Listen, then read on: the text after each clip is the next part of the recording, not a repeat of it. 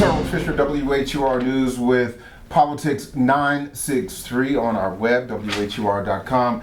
There's been a bit of a dust-up with the Prince George's County school system, some issues regarding a couple of recent graduations. I'm here with Ed Burrows. He is a Prince George's County School Board member. Mr. Burrows, thanks for joining me. Let's talk, first of all, briefly, what happened during the Oxon Hill graduation last week? Yes, I would say it starts the day before Oxon Hill High School's graduation. I received a phone call from a crying SGA president and a long email from the senior class president saying that they were left off the program and they were not sure why. And so I called central office to figure out what happened, because the SGA president, the senior class president, generally plans homecoming, prom, the community service events all throughout the year. So they work really, really hard. And at every school and every graduation that I've ever attended, they always play some role. Mm-hmm. They either turn the tassel, they introduce the guest speaker, they give a short speech. They play some role.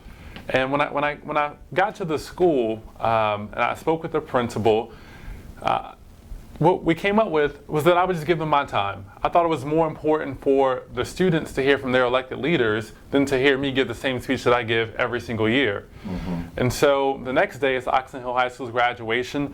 The two young ladies had their speeches approved by the principal and by the student government advisor. They were very excited to give the speech.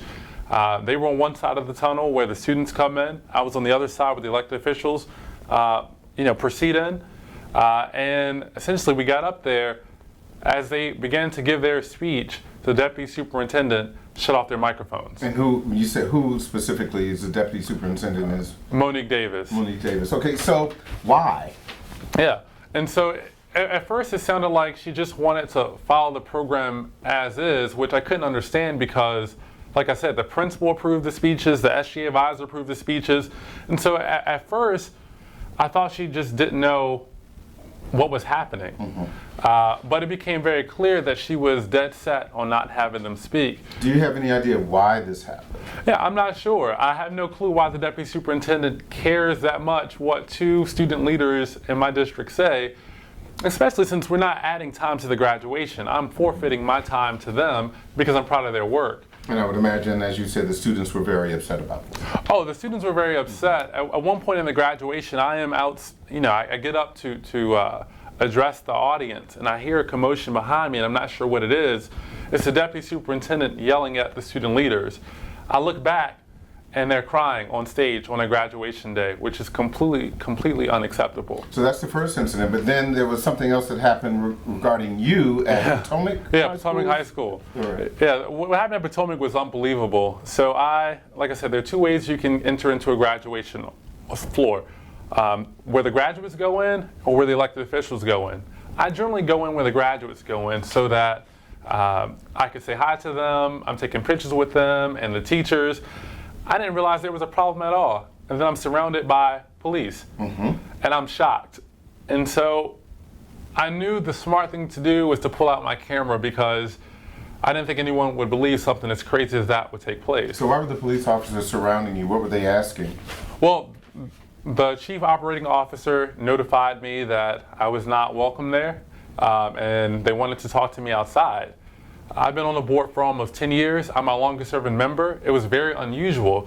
So I said, you know what, I'm going to go back to where the elected officials come in, mm-hmm. and I'm going to notify the other school board member in the building, which was Dr. Anderson.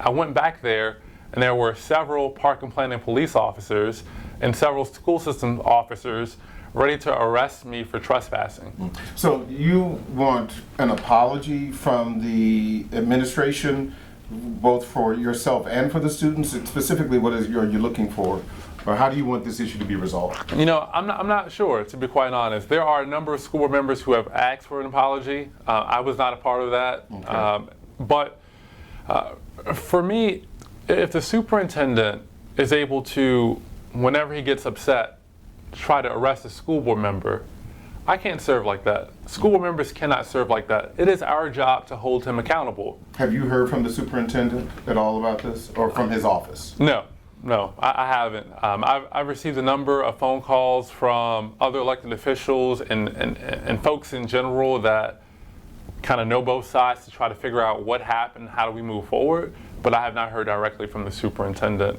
And really what this comes from, for years, as most people know, I've been an open critic of the superintendent. I mean, you're a political agitator. I mean, that's not news. Right. Okay. I called for his resignation when we lost the $7 million in Head Start funding. And so I know he's upset about that. But when you try to silence your dissenters with police, you cross the line, in my view. Well, we're going to continue this conversation on the Daily Drum. Actually, it's going to happen tonight on the Daily Drum. And for those of you who are watching this now, by the time that this is posted on our website, you'll also, of course, be able to click on to WHUR.com and hear the podcast as well on the Daily Drum. So you'll have a full understanding, at least from this position, as to what has happened in this case. So definitely stay tuned to Politics 963 on social media. Of course, that's Instagram, on Facebook, and Twitter. I'm Harold Fisher, and of course, I'll see you on the Daily Drum. Don't forget the hashtag Stay Woke.